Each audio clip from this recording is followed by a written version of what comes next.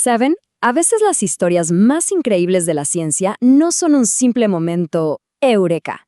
Más bien se parecen a una historia de detectives, llena de pistas confusas, callejones sin salida y giros argumentales que nadie ve venir.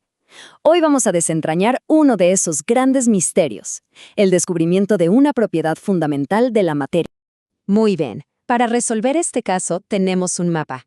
Esta es nuestra hoja de ruta. Empezaremos con una observación muy extraña en la luz, luego seguiremos la pista de las primeras teorías, veremos cómo un experimento clave fue interpretado de una forma, afortunadamente incorrecta, hasta llegar a la idea central del spin, y al final juntaremos todas las piezas del rompecabezas. Imaginen esto por un segundo. ¿Qué pasaría si la prueba irrefutable de un descubrimiento se encontrara mucho antes de que alguien siquiera tuviera la idea de qué buscar? Bueno, esa es exactamente la extraña y fascinante historia del spin del electrón. Y nuestra investigación, como toda buena historia de detectives, comienza mucho tiempo atrás, en 1887. Y aquí es donde todo empieza, con nuestra primera pista. Una observación que, en su momento, nadie tenía la menor idea de cómo interpretar. En 1887, dos físicos, Albert Michelson y Edward Morley, estaban trabajando en su famosísimo experimento para encontrar el éter. Pero, como suele pasar en la ciencia, lo más interesante apareció donde menos lo esperaban. Al analizar la luz que emitía el gas de hidrógeno con un aparato de altísima precisión, notaron algo muy curioso. Una de las líneas de color que esperaban ver, en realidad no era una, sino dos líneas, pegaditas una a la otra. A este fenómeno le pusieron un nombre casi para poder hablar de él, la estructura fina. Era como encontrar una huella dactilar en la escena de un crimen, pero sin tener la más remota idea de a quién pertenecía. Este pequeño detalle se convirtió en un gran misterio para la física, uno que tardaría décadas en resolverse. Con el misterio ya planteado, la comunidad científica se lanzó a la búsqueda de un sospechoso, o, en este caso, de una teoría que pudiera explicar de dónde salía esa extraña división. El primer gran paso lo dio Niels Bohr en 1913. Su modelo del átomo, con electrones girando en órbitas circulares, fue una auténtica revolución. Explicaba muchas cosas, pero no la estructura fina. Y ahí es donde entra Arnold Sommerfeld, 3 años después, quien básicamente le dijo: Niels, tu idea es genial, pero ¿y si las órbitas no son círculos perfectos? ¿Y si también pueden ser elípticas? Y con eso se acercó muchísimo a resolver el enigma. Lo que hizo Sommerfeld fue sencillamente brillante. Por un lado, al proponer órbitas elípticas, introdujo una nueva variable, una nueva etiqueta para el electrón. Pero lo más revolucionario fue que metió la teoría de la relatividad de Einstein en el átomo. Razonó que un electrón en una órbita muy elíptica se movería a diferentes velocidades, y según Einstein, eso cambiaría ligeramente su masa y, por lo tanto, su energía. Y esa diminuta diferencia de energía era precisamente la causa de la división. Parecía que el caso estaba cerrado, ¿no? Sommerfeld era el genio que lo había resuelto. Pero la ciencia tiene sus giros inesperados. Y el siguiente capítulo de esta historia es, posiblemente, una de las ironías más grandes y afortunadas de la física. Saltamos a 1922. Dos físicos, Otto Stern y Walter Gerlach, montan un experimento súper ingenioso. La idea era simple en concepto.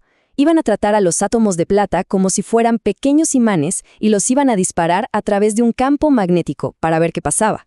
Era un duelo, la física clásica contra la nueva y extraña teoría cuántica de Sommerfeld.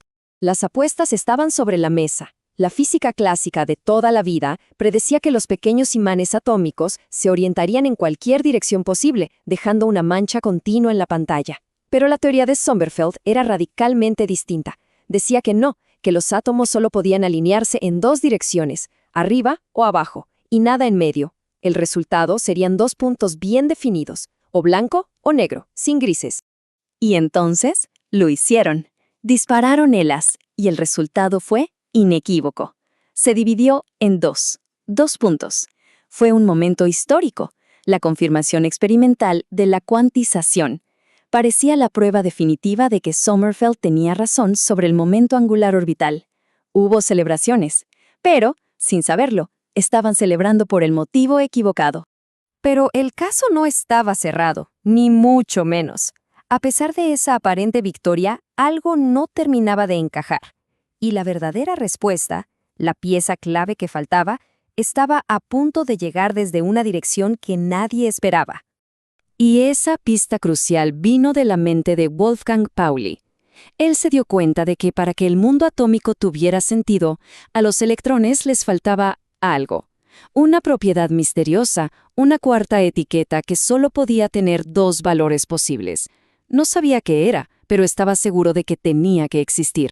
Esta idea de Pauli fue la chispa que encendió la mente de un joven físico llamado George Uhlenbeck en la Universidad de Leiden. De repente, todo cobró sentido, y en un momento de inspiración se lo dijo a su colega Samuel Goudsmit. La idea era tan simple como radical. El electrón no solo orbita el núcleo, sino que también gira sobre su propio eje, como un pequeño trompo. Tiene spin. Pero una idea tan loca casi se queda en un cajón. El propio Uhlenbeck tuvo dudas de última hora, pensó que era una locura. Y aquí es donde aparece el héroe anónimo de esta historia, su mentor, Paul Ehrenfest. Él fue quien los empujó a publicar, diciéndoles algo así como: son lo suficientemente jóvenes para permitirse decir una tontería. Sin su apoyo, la historia de la física podría ser muy diferente. Muy bien. La idea del spin era revolucionaria. Parecía la respuesta perfecta a la pista de Pauli. Pero, como en todo buen misterio, aunque la teoría era genial, todavía no estaba completa. Había un pequeño, pero muy molesto problema. Y el problema era este número, 2. La teoría era poderosa, sí, pero tenía un defecto.